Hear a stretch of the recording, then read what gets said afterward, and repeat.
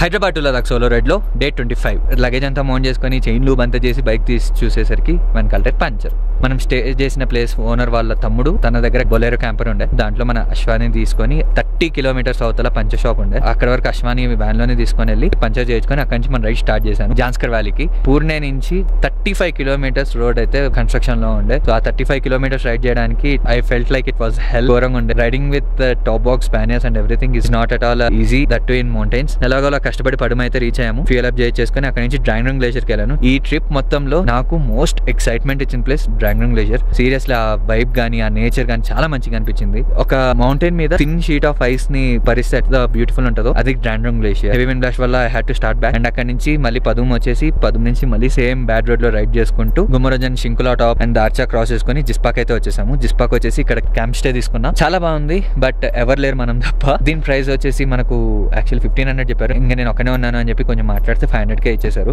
And tomorrow we are starting to Manali. So రేపు ఏం adventures చేసినా తెలుసుకోవాలనుకుంటే stay tune to moto Sanchari.